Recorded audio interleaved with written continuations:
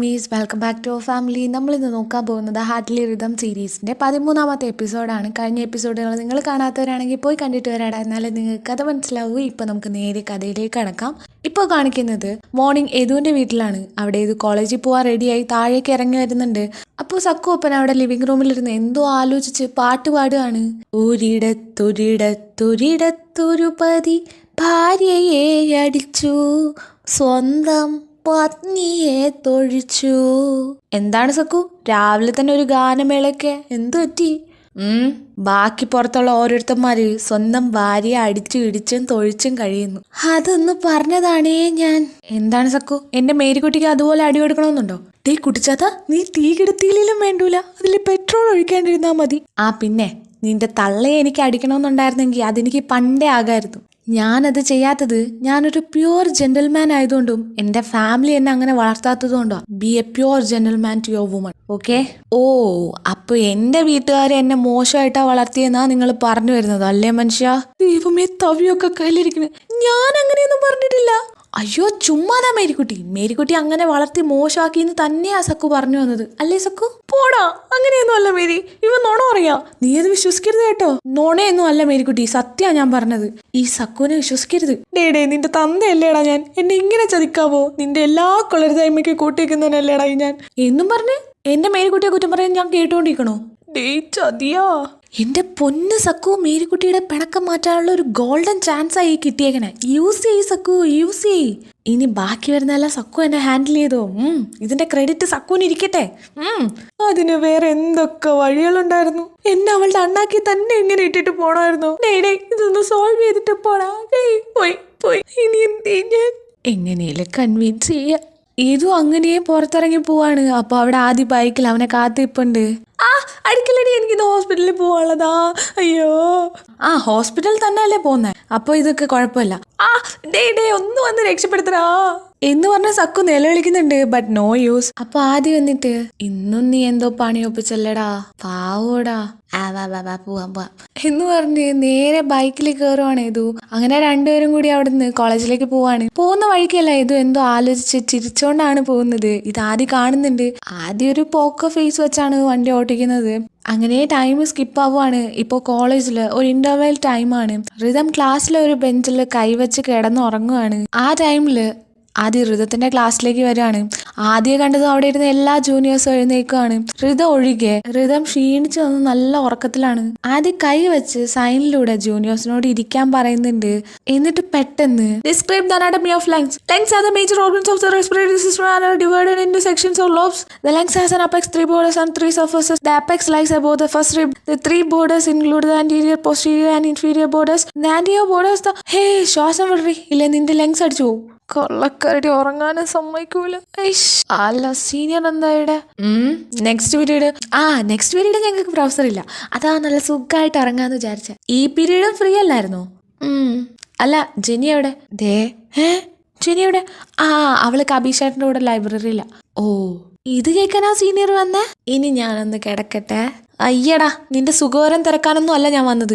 Actually next period നമുക്കൊരു surgery attend ചെയ്യാനുണ്ട്. സർജറിയാ? അതിന് ഞാൻ സെക്കൻഡ് ഇയർ ആയതല്ലേ ഉള്ളൂ.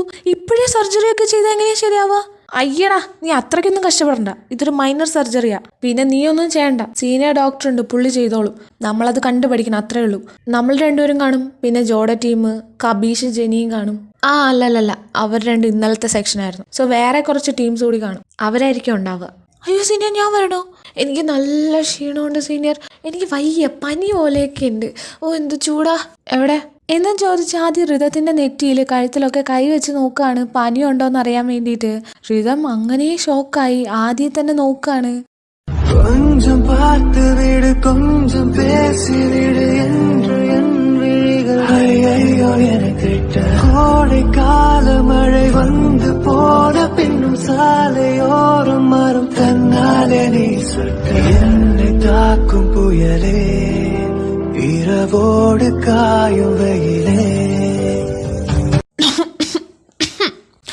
ആ ഇത് ചുമയൊക്കെ ഉണ്ടല്ലോ സീനിയർ. പനിയൊന്നുമില്ല, ഈ ചുമയുമില്ല, ഇതൊക്കെ നിന്റെ അടവാ. നെക്സ്റ്റ് പീരീഡ് ഓപ്പറേഷൻ തിയേറ്ററിൽ നേരെ അങ്ങോട്ട് വന്നോണം, ഇല്ലെങ്കിൽ നിന്റെ ഇന്റേണൽസ് കട്ട്, കേട്ടല്ലോ എന്നും പറഞ്ഞ് ലെഫ്റ്റ് ഹാൻഡ് പാന്റിന്റെ പോക്കറ്റിലിട്ടിട്ട് ആദ്യം അവിടെ നിന്ന് അങ്ങനെ പോവാണ്. ധൈര്യമില്ലാത്ത കരടി. എന്റെ ഇന്റേണൽസിൽ കൈവയ്ക്കണ എന്തിനാണോ ആവോ. അയ്യോ ഈ കരടി. അവിടെ നിന്ന് അങ്ങനെ കട്ട് ചെയ്താ ഇപ്പൊ കാണിക്കുന്നത് ഓപ്പറേഷൻ തിയേറ്ററിലാണ്. ഒരു മൈനർ സർജറി അത്രേ ഉള്ളൂ. അതുകൊണ്ട് തന്നെ അവിടെ ഒരുപാട് ടീംസ് ഉണ്ട്. അതായത് സീനിയേഴ്സും അവരെ അസിസ്റ്റന്റ് ചെയ്ത് നിൽക്കുന്ന ജൂനിയേഴ്സും അവിടെ ഉണ്ടാവും. സീനിയർ ഡോക്ടർ സർജറി ചെയ്യുമ്പോൾ ഈ സീനിയേഴ്സ് ജൂനിയേഴ്സിനെല്ലാം ഡീറ്റെയിൽ ആയിട്ട് എക്സ്പ്ലെയിൻ ചെയ്ത് കൊടുക്കും. സോ ഇതാണ് പരിപാടി. അപ്പോൾ റിതം വന്നിട്ട് സീനിയർ എല്ലാവരും ഇങ്ങനെ നിൽക്കുന്നോണ്ട് എനിക്കൊന്നും കാണാൻ പറ്റുന്നില്ല, നമുക്ക് അടുത്ത സെക്ഷൻ കയറിയാ പോരെ? നീ കുരുട്ടടക്കായത് എന്റെ കുറ്റമാണോ? അല്ലല്ലോ. പിന്നെ അടുത്ത സെക്ഷൻ കയറാൻ വേറെ പിള്ളേരുണ്ട്. ഡോക്ടർ നിന്നെ പോലെ വെറുതെ കിടന്ന് ഉറങ്ങുന്ന ആളൊന്നും അല്ല. നിനക്ക് പറ്റുന്ന ടൈം സർജറി നടത്താൻ ഹീസ് എ ബിസി പേഴ്സൺ. ഇങ്ങോട്ട് ഫ്രണ്ടിലോട്ട് വന്ന് നിൽക്ക്. കരടി എനിക്ക് പറഞ്ഞാ പോരെ, ഇങ്ങനെയാണെന്ന് ദേഷ്യം പറഞ്ഞു. അല്ല സീനിയർ, ഇത് സീനിയർ ലൈബ്രറിയിൽ വെച്ച് എക്സ്പ്ലെയിൻ ചെയ്ത് തന്നാ പോരെ? പോരാ, നമ്മൾ എക്സ്പ്ലെയിൻ ചെയ്ത് തരുമ്പോൾ അതിൻ്റെതായ പോരായ്മകളുണ്ടാവും. സർജറി നേരിട്ട് കണ്ട് പഠിക്കുന്നതിൻ്റെ അത്ര ക്ലിയർ ആവില്ല നിനക്ക് എക്സ്പ്ലെയിൻ ചെയ്ത് തരുമ്പോൾ. സർജറിയിലെ ഓരോ മൈന്യൂട്ടായിട്ടുള്ള കാര്യങ്ങളും നമ്മൾ ശ്രദ്ധിച്ച് പഠിക്കാനുള്ളതാ, മനസ്സിലായോ? എന്നിട്ട് ഋത നേരെ വന്ന് ജോചേച്ചിയുടെ പുറകിൽ പോയി നിൽക്കാണ്. അപ്പൊ ആദ്യം ഇത് കണ്ടിട്ട് ആദിയുടെ അടുത്തേക്ക് ഋതത്തിനെ പിടിച്ച് നിർത്തുകയാണ്. അയ്യോ ഈ കൊടിമരത്തിന്റെ അടുത്ത് തന്നെ വന്ന് നിൽക്കണോ? സീനിയർ, ഞാൻ ജോചേച്ചിയുടെ അടുത്ത് നിൽക്കാം. അവൾക്ക് അവളുടെ ജൂനിയർ ഉണ്ട്. നീ അടുത്തു പോയി നിന്നാ അത് അവർക്ക് രണ്ടുപേർക്കും ഡിസ്റ്റർബൻസ് ആവും. സോ നീ ഇവിടെ നിന്നാ മതി, ഓക്കെ? മനസ്സിലായി. ഓ കരടി. അപ്പോൾ അങ്ങോട്ടേക്ക് പേഷ്യൻറ്റിനെ കൊണ്ടുവന്നിട്ടുണ്ടായിരുന്നു. അത് കഴിഞ്ഞ് ഡോക്ടറും ആ റൂമിലേക്ക് വരികയാണ്. വന്ന് എല്ലാവരെയും വിഷ് ചെയ്ത് കാമായിട്ട് എല്ലാവർക്കും എക്സ്പ്ലെയിൻ ചെയ്യുവാണ് എന്ത് ഓപ്പറേഷനാണ് ചെയ്യാൻ പോകുന്നത്, അങ്ങനെയുള്ള ചെറിയ ചെറിയ കാര്യങ്ങളൊക്കെ. അത് നോട്ട്സായി സ്റ്റുഡൻസ് എഴുതിയെടുക്കുന്നുണ്ട്. അത് കഴിഞ്ഞ് നെക്സ്റ്റ് ഡോക്ടർ സർജിക്കൽ ബ്ലേഡ് കൊണ്ട് സ്കിന്ന് ചെറുതായി കീറുവാണ്. ബ്ലഡ് വന്നതും ടപ്പേന്നൊരു സൗണ്ട് കേൾക്കാണ്. അപ്പോൾ ആദി, ഏയ് ഋതം എഴുന്നേക്ക്, എന്താ ഇത്? ഐഷ്, എന്റെ ഹോൾ ലൈഫിൽ 500ാമത്തെ ആള്. Adi take her out. Yes doctor. അപ്പൊ ആദ്യം ഋതത്തിനെ ബ്രൈഡൽ സ്റ്റൈലില് തൂക്കി എടുത്തോണ്ട് അവിടുന്ന് പുറത്തേക്ക് പോവാണ്. സംഭവം എന്താന്ന് വെച്ചാ ബ്ലഡ് കണ്ടതും ഋതത്തിന്റെ കൺട്രോൾ പോയി ബോധം കെട്ട് വീണതാണ്. ആ ടൈമില് ഒരു സ്റ്റാൻഡില് നെറ്റ് കയറി ഇടിക്കുന്നുണ്ട്. നേരെ ആദ്യം ഋതത്തിനെ കൊണ്ടുപോകുന്നത് അതേ ഹോസ്പിറ്റലിൽ തന്നെ ഒരു ഡ്രസ്സിംഗ് റൂമിലേക്കാണ്. ഈ മുറിവൊക്കെ ഡ്രസ് ചെയ്യുന്ന റൂം. അവിടെ ആവുമ്പോൾ സ്ട്രക്ചർ ഉണ്ടാവും. സോ നേരെ ആ റൂമിൽ കയറി അവിടെ ഉള്ളൊരു സ്ട്രക്ചറിൽ കൊണ്ടു കിടത്താണ് ഋതത്തിനെ. എന്നിട്ട് കുറച്ച് വെള്ളം മുഖത്ത് തളിക്കാണ്. ഏയ് ഋതം എഴുന്നേക്ക്, എഴുന്നേക്ക്, കളിക്കല്ലേ, ഏയ് എഴുന്നേക്കാൻ. എന്നിട്ട് കുറച്ചുകൂടി വെള്ളം ഒഴിക്കാണ്. അപ്പൊ പെട്ടെന്ന് ഋതം ചാടി എഴുന്നേക്കുന്നുണ്ട്. അയ്യോ ഞാൻ വെള്ളത്തിൽ വീണേ. ഇല്ല, ഓ ഈ കരടിയായിരുന്നു. അല്ല സീനിയർ, എന്താ ഈ പാതിരാത്രി എന്റെ വീട്ടില്? നിന്റെ വീട്ടില് പാതിരാത്രി? ആ അല്ല, ഇതെന്റെ റൂമല്ലല്ലോ, പിന്നെ ഇതാര റൂം? ഇത് ഡ്രസ്സിംഗ് റൂമാടോ. അപ്പൊ സീനിയറിനെ തട്ടിക്കൊണ്ടുവന്ന് ഡ്രസ്സിംഗ് റൂമിൽ ഒളിപ്പിച്ചു വെച്ചേക്കാ. ബോധം പോയ കൂട്ടത്തിൽ തലയിൽ ആകെ ഉണ്ടായിരുന്ന 0.5 ബോധം കൂടി പോയോ? അയ്യോ ടോർച്ചർ. അല്ലെങ്കിൽ തന്നെ തട്ടിക്കൊണ്ടുവന്ന് ഡ്രസ്സിംഗ് റൂമിൽ ഒളിപ്പിച്ചു വെക്കാൻ പറ്റിയ സാധനം. സീനിയർ എന്താ മിണ്ടാണ്ടിരിക്കണേ? എന്നെ തട്ടിക്കൊണ്ടുവന്ന് ഇങ്ങനെ മിണ്ടാണ്ട് നിന്നാ രക്ഷപ്പെടാന്ന് കരുതിയോ? ഓഹോ ചുപ്പ്. എന്താ പെട്ടെന്ന് ഹിന്ദിയൊക്കെ? ഇപ്പൊ എന്താ ആൻസറിനാ ഇരിക്കണല്ലേ കുട്ടിത്തെ വാങ്ങി. എന്റെ ഒരു ദിവസം പോയി കിട്ടി. വാ പോവാ. അല്ല എങ്ങോട്ട്? പരലോകത്തോട്ട്. എന്തൊക്കെ അറിയണേ മാക്രിച്ചിലിടന്, വാങ്ങിട്ട്. എന്നിട്ട് നേരെ കാഫ്റ്റീരിയയുടെ അടുത്തുള്ള ഒരു ബെഞ്ചിനടുത്ത് കൊണ്ട് നിർത്താണ് ഋതത്തിനെ. അതെ നീ ഇവിടെ ഇരുന്നോ. ഒന്നുമില്ല. അപ്പോൾ ഋത അവിടെ ഒരു സ്റ്റോൺ ബെഞ്ചിൽ പോയിരിക്കാണ്. അപ്പോഴാണ് അവൾക്ക് എന്താ നടന്നതെന്നൊക്കെ ഓർമ്മ വരുന്നത്. അത് ആലോചിച്ചിരിക്കുമ്പോഴേക്കും ആദ്യം കുറച്ച് സ്നാക്സും ജ്യൂസും ഒക്കെ വാങ്ങിച്ചോണ്ട് വരാണ്. ഇത് പിടിക്ക്. എനിക്ക് വേണ്ട സീനിയർ, എനിക്ക് വിശപ്പില്ല. അതെ വാങ്ങിച്ചു. ഇപ്പൊ എന്താന്നറിയില്ല, എനിക്ക് ഭയങ്കര വിശപ്പ് വന്നു സീനിയർ. എന്നിട്ട് മൈൻഡ് വോയിസില് തിന്തിത് കും കും കും. അങ്ങോട്ടൊന്നും പറയാൻ പാടില്ല, ഇങ്ങോട്ട് പറയുന്നതല്ല അങ്ങ് കേട്ടോ വരട്ടി. എന്നിട്ട് ഋത ആ സ്നാക്സ് കഴിക്കാണ്. ബ്ലഡ് കണ്ട ബോധം പോകുന്നുണ്ടായിരുന്നെങ്കിൽ എന്നോടൊരു വാക്ക് പറയണമായിരുന്നു. അതെങ്ങനെ തലയ്ക്കകത്ത് വല്ലതും വേണ്ടേ? അപ്പൊ ഋത ആദ്യം നോക്കി കണ്ടിന്യൂസ് ആയിട്ട് ബ്ലിങ്ക് ചെയ്യുവാണ്. കഴിക്ക്. ഇല്ല, വിശപ്പ് തീർന്നു. ഇല്ല, വിശപ്പ് വീണ്ടും വന്നു. ഇതെന്ത് ദുഷ്ടനാണ്, കഴിക്കാൻ വാങ്ങിച്ചു തരും എന്നാ കഴിക്കാനും സമ്മതിക്കൂല എന്നും മനസ്സിൽ വിചാരിച്ച് വീണ്ടും കഴിക്കാൻ പോവാണ്. അപ്പൊ ഇതുകൊണ്ടാണ് നീ സർജറിക്ക് വരുന്നില്ല എന്ന് പറഞ്ഞിരുന്നതല്ലേ? അയ്യോ സീനിയർ, ആ കാര്യം എപ്പോഴും ഇങ്ങനെ ഓർമ്മിപ്പിക്കില്ലേ? അത് ഓർക്കുമ്പോഴേ എന്റെ തല ഇറങ്ങുക. ഐഷ്, നീയൊക്കെ എങ്ങനെ ഡോക്ടറാവാൻ പോണെന്നാ എനിക്ക് എത്ര ആലോചിച്ചിട്ട് മനസ്സിലാവാത്തത്. അത് ഞാൻ നോക്കിക്കോളാം. കൊരട്ടിയത് ഓർത്തിട്ട് വേവലാതിപ്പെടണ്ട. എന്തേ, വല്ല മൊഴിഞ്ഞായിരുന്നോ? എന്നെ ഇതൊന്ന് കഴിക്കാൻ വിടോ? ഒരു മനസ്സമാധാനം തരൂല. വാങ്ങിച്ചു തന്നാ മാത്രം പോരാ, കഴിക്കാനും സമ്മതിക്കണം. ഹോ എന്നും പറഞ്ഞ് മുഖത്തോട്ട് വീണ് കിടക്കുന്ന മുടി മാറ്റാണ്. ആ ടൈം നെറ്റി തൊടുമ്പോ എന്തു പറ്റി? ഒന്നുമില്ല. കൈമാറ്റടി. ഇത് എന്തോന്നിത്? ബ്ലഡൊക്കെ വരുന്നുണ്ടല്ലോ. ഇവിടെ ഇരിക്കി, ഞാൻ ദേ വരുന്നു. കുറച്ചു നേരം കഴിഞ്ഞതും ആദ്യം ഫസ്റ്റ് എയ്ഡ് കിറ്റുമായിട്ട് ഋതത്തിനടുത്തേക്ക് വരാണ്. കൈമാറ്റിയ നീ? സാരല്ല. വേദനിക്കുന്നു, പയ്യെ. വേദനിക്കട്ടെ. എന്റെ ഒരു ദിവസം കളഞ്ഞല്ലേ നീ. അയ്യോ, ദുഷ്ട കൊരട്ടി, മനസാക്ഷി ഇല്ലാത്ത മഹാഭാവി. ഞാൻ പോവാ, നീ ക്ലാസ്സിന് പൊക്കോ. ഇന്നത്തെ നോട്ട്സ് ഞാൻ ഈവനിങ് തരാം, ഓക്കെ? എന്നിട്ട് ആദ്യം അവിടുന്ന് പോവാൻ തുടങ്ങാണ്. സീനിയർ. എന്താ? അത് സീനിയർ, ഞാൻ 3rd ഇയർ ആയിട്ട് സർജറിക്ക് കയറിയാ പോരാ. 3rd ഇയർ തൊട്ട് ചെറിയ സർജറി നിങ്ങൾ തന്നെ ചെയ്യേണ്ടി വരും. അങ്ങനെയൊക്കെ ഉണ്ടാ?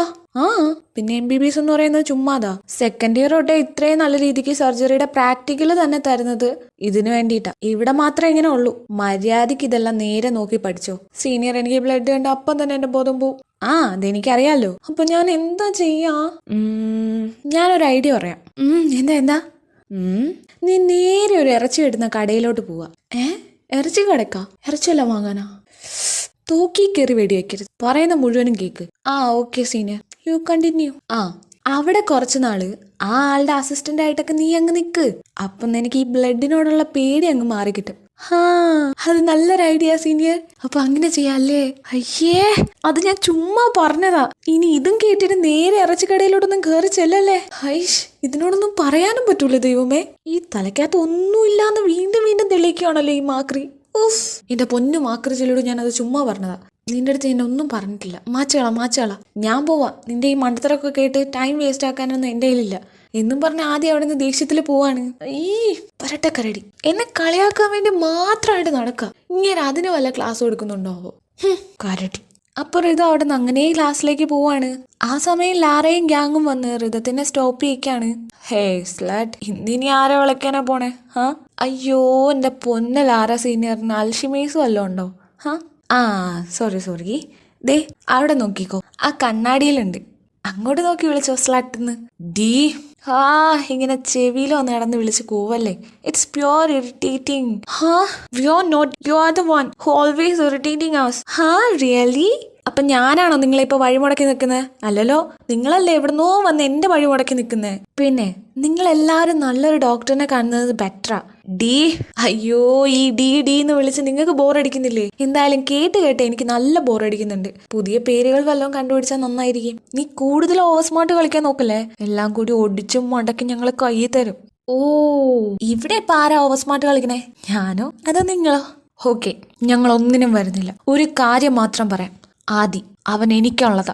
അവൻ എന്റെ അടുത്തൊന്ന് എടുക്കാൻ നോക്കിയാ പിന്നെ നീ ജീവനോടെ ഉണ്ടാവില്ല. ജീവൻ അതൊക്കെ തരാനും എടുക്കാനും ദൈവത്തിന് മാത്രമേ അധികാരമുള്ളൂ. സോ അത് വിട്. പിന്നെ ആദ്യ സീനിയറിന്റെ കാര്യം അത് ഞാൻ വേണമെങ്കിൽ ആലോചിക്കാം. നിന്റെ ഈ ഡയലോഗ് അടി കേൾക്കാനല്ല ഞങ്ങൾ ഇവിടെ വന്നിരിക്കണേ. പിന്നെ എന്തിനാണാവോ എന്റെ ഈ ഭംഗി ആസ്വദിക്കാനാ വന്നിരിക്കണേ? ഇവിടെ ഞാൻ I don't ask your permission. I just warn you. So don't interrupt my way. ഇനി ഇങ്ങനൊരു വാർണിംഗ് ഉണ്ടാവില്ല. വാർണിംഗ് ആയിരുന്നോ? ബട്ട് ഇതൊരു റിക്വസ്റ്റ് ആയിട്ടാണ് എനിക്ക് ഫീൽ ചെയ്തത്. So sad.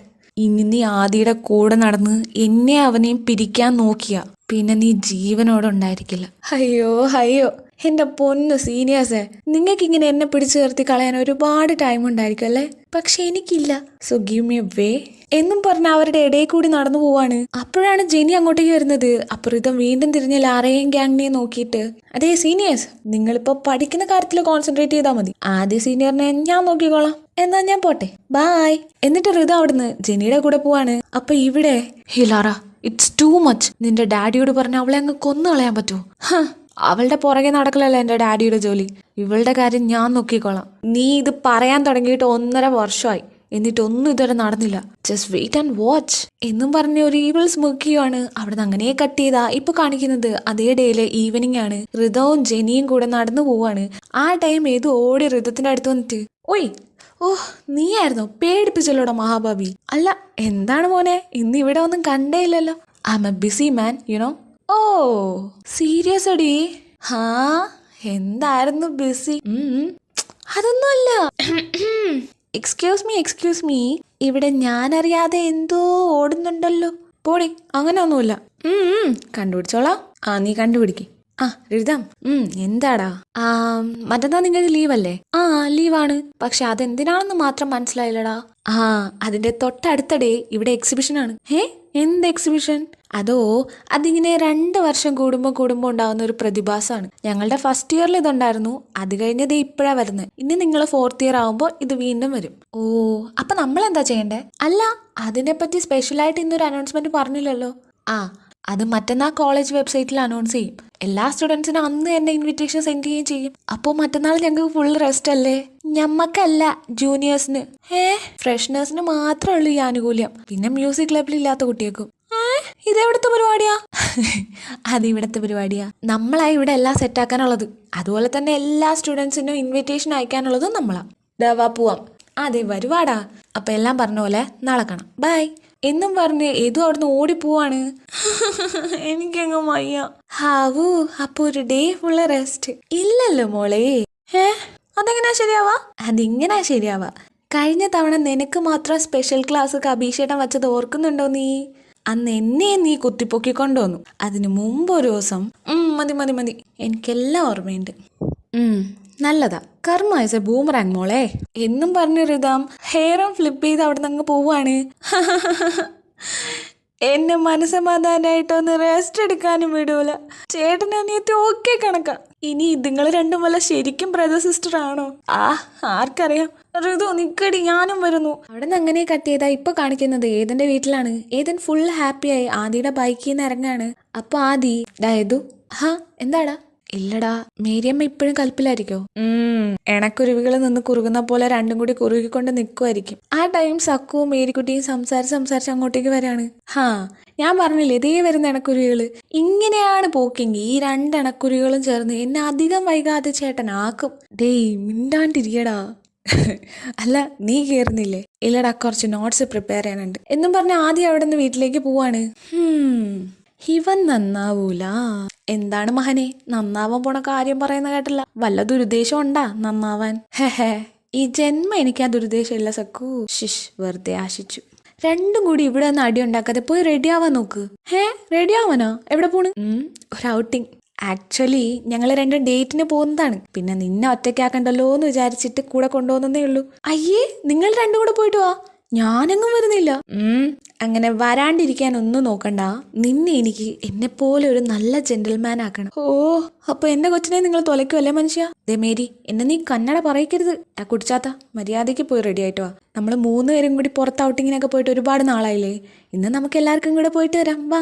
അവിടെ നിന്ന് അങ്ങനെ കട്ട് ചെയ്താ ഇപ്പൊ കാണിക്കുന്നത് പുറത്തുള്ള ഒരു റെസ്റ്റോറന്റിലാണ്. നമ്മുടെ ഏതോ ഫാമിലി അവിടെ ഫുഡ് കഴിക്കുകയാണ്. സക്കുവും മേരിക്കുട്ടിയും ഭയങ്കര റൊമാൻസ്. അയ്യോ, ഈ ഓൾഡ് കപ്പിൾസിനെ കൊണ്ട് ഞാൻ മര്യാദയ്ക്ക് പറഞ്ഞതാ വീട്ടിലിരുന്നോളാം. 2 സമ്മതിക്കുകയില്ല. എന്നെ ഇവിടെ കൊണ്ടുവന്നിരുത്തി പോസ്റ്റ് എടുപ്പിച്ചേക്കുന്നു. 2നെ നോക്കിക്കോ. ഞാനും എന്റെ ഫ്യൂച്ചറിൽ നിങ്ങളെ 2നെ ഇതുപോലെ കൊണ്ടുവന്നിരുത്തി ഇറിറ്റേറ്റ് ചെയ്യും. നോക്കിക്കോ. അങ്ങനെ മൈൻഡ് വോയിസിൽ ഇതും ഇങ്ങനെ ആലോചിച്ചോണ്ടിരിക്കുകയാണ്. അങ്ങനെ ടൈം സ്കിപ്പ് ആവുകയാണ്. ഫുഡെല്ലാം കഴിച്ചിട്ട് അവർ ഫാമിലിയായി റെസ്റ്റോറന്റിൽ നിന്നും പുറത്തിറങ്ങുകയാണ്. എന്നിട്ട് അവര് കാറിനടുത്തേക്ക് പോകുന്ന ടൈം ഇത് മറ്റൊരു കാര്യം കാണുന്നുണ്ട്. സക്കു, ഞാനിപ്പോ വരാമേ. നീ ഇതെവിടെ പോവാ? ദേ പോയി. കുട്ടിച്ചാത്തന് ഇതെന്തോന്ന് നിന്ന നിപ്പിനെ കാണാണ്ടാവും. എന്റെ ദൈവമേ. ഞങ്ങൾക്ക് 2 പേർക്കും ചിലപ്പോ വേണ്ട പ്രൈവസി തന്നതായിരിക്കും. പാവന്റെ കുഞ്ഞ്. മേരിക്കുട്ടി, ഞാൻ ദാ വരുന്നടി. ഇതും പറഞ്ഞ് മേരിക്കുട്ടിയുടെ കൂടെ കാറിലേക്ക് പോവുകയാണ് സക്കു. ഈ ടൈം യദു അവിടെ നിന്ന് മറ്റൊരു സ്ഥലത്തേക്ക് നോക്കി നിൽക്കാണ്. യദുവിന്റെ കണ്ണില് സങ്കടവും അതിലേറെ സംശയവും നിറഞ്ഞു കാണാം. അവിടെ എന്താ അതിനു മാത്രം കണ്ടതെന്ന് കാണിക്കാതെ തന്നെ അവിടെ നിന്ന് കട്ടായി നേരെ ഇപ്പൊ കാണിക്കുന്നത് പിറ്റേ ദിവസം കോളേജിലാണ്. ഋതുവും ജെനിയും കൂടി ഓരോ മണ്ടത്തരങ്ങൾ പറഞ്ഞ് സംസാരിച്ച് നിൽക്കാണ്. ആ ടൈം യദു ഭയങ്കര ദേഷ്യത്തില് അതുപോലെ തന്നെ നല്ല വേഗത്തിൽ വന്ന് ഋതത്തിന്റെ കൈ മുറുക്കി പിടിച്ച് മറ്റൊരു സ്ഥലത്തേക്ക് കൊണ്ടുപോവാണ്. പുറകെ തന്നെ കബീഷേട്ടനും ജെനിയും ഉണ്ട്. എന്താ കാര്യമൊന്നു പോലും മനസ്സിലാവാതെ. ആ കൈ വിടറാ, കൈ വേദനിക്കുന്നു. ഇതു എന്താ കാര്യം? സീനിയർ എന്താ പ്രശ്നം? അത് പറയ് പ്ലീസ്. ഇതോ എന്താ കാര്യം എന്ന് പറ. ഒരക്ഷരം പോലും മിണ്ടാതെ ഇതു ഋതത്തിനെ പിടിച്ചു വലിച്ചെടുത്തോണ്ട് ഇവര് 4 പേരും എന്നും വന്നിരിക്കാറുള്ള ഒരു ഹിഡൻ പ്ലേസിൽ വന്നതും ഇത് ഋതത്തിന്റെ കൈ നല്ല ഫോഴ്സിൽ വിടാണ്. ആ എന്താടാ എന്റെ കൈ നോക്കിയേ, നിനക്ക് എന്തിനാ എന്നോട് ഇത്ര ദേഷ്യം? നീ ഞങ്ങളോട് ഇതുവരെ പറയാതെ ഞങ്ങൾ ഇന്ന് മറച്ചു വയ്ക്കുന്ന എന്തെങ്കിലും രഹസ്യമുണ്ടോ? നീ എന്താ പെട്ടെന്ന് ഇങ്ങനെയൊക്കെ ചോദിക്കണേ? ഞാൻ ചോദിച്ചതിന് ആദ്യം ഉത്തരം പറയും. നിങ്ങൾ അറിയാത്ത ഒരു രഹസ്യം ഇപ്പൊ എന്റെ ലൈഫിൽ ഇല്ല. കള്ളം, പച്ചക്കള്ളം. എങ്ങനെയാ ഋത നിനക്ക് ഇങ്ങനെ കള്ളം പറയാൻ പറ്റണേ? അത് ഈ ഞങ്ങളോട് എന്തിനാ? എന്താടാ ഇതു? നീ എന്തൊക്കെയാ പറയണേ? കൈനെ നീ ഒന്നും മിണ്ടാണ്ടിരിക്കെ. സത്യം പറ ഋതം, ശരിക്കും നീ ആരാ? സത്യമായിട്ട് നീ എന്താ ഈ ചോദിക്കുന്നതെന്ന് എനിക്ക് മനസ്സിലാവുന്നില്ല. ഓ എന്നാ പറ, ഇതെന്താ എന്ന് ചോദിച്ച് ഫോൺ എടുത്ത് ഒരു ഫോട്ടോ കാണിച്ചു കൊടുക്കാണ്. അത് കണ്ട് ഋതത്തിന്റെ ഐസ് വൈഡ് ഓപ്പൺ ആവുകയാണ്. അപ്പോൾ ഒരു ചെറിയ ഫ്ലാഷ് ബാക്ക്. ഇന്നലെ രാത്രി ഏതോ എന്താ കണ്ടതെന്നാണ് കാണിക്കുന്നത്. ഏതോ സക്രിയാപ്പനും നടന്നു വരുന്ന ടൈം ഏതോ റെസ്റ്റോറന്റിനകത്ത് ഒരു 50s പ്രായമുള്ള ലേഡി ഒരു പെൺകുട്ടിയോട് മോശമായി പെരുമാറുന്നത് കാണുവാണ്. ആ പെൺകുട്ടി അവിടെ വർക്ക് ചെയ്യുന്ന ആളാവാനാണ് ചാൻസസ് കൂടുതൽ. ആ ലേഡി അവിടെ ഉണ്ടായിരുന്ന ട്രാഷ് ക്യാൻ എടുത്ത് ആ പെൺകുട്ടിയുടെ തലയിൽ ഇടുവാണ്. ഒന്നും ചെയ്യാതെ ഒരക്ഷരം പോലും പ്രതികരിക്കാതെ ആ പെൺകുട്ടിയും അവിടെ തന്നെ അങ്ങനെ നിൽക്കുവാണ്. ഇത് കണ്ട് ഇതൂന് അങ്ങ് ദേഷ്യം വരികയാണ്. എന്തോന്നാ ആ പെൺപിള്ളി കാണിക്കണേ? ആ പെണ്ണിനെന്താ വായില്ലേ? ജോലി ചെയ്യാൻ വരുന്നവരടുത്ത് ഇങ്ങനെയാ പെരുമാറണേ? ഇന്ന് ഞാൻ അവരെ കൊല്ലും. എന്നിട്ട് ഇത് നേരെ അങ്ങോട്ട് പോവാണ്. ആ സമയം ആ ലേഡി ആ പെൺകുട്ടിയോട് എന്തോ ഓർഡർ കൊടുത്തിട്ട് അവിടുന്ന് പോവാണ്. അപ്പോൾ ആ പെൺകുട്ടി അവിടുന്ന് എല്ലാ പ്ലേറ്റ്സും എടുക്കാൻ തിരിയാണ്. നല്ല സ്പീഡിൽ വന്നോണ്ടിരുന്ന ഏതു ആ പെൺകുട്ടിയെ കണ്ടതും അവിടെ സ്റ്റക്കായി അങ്ങനെ നിൽക്കുവാണ്.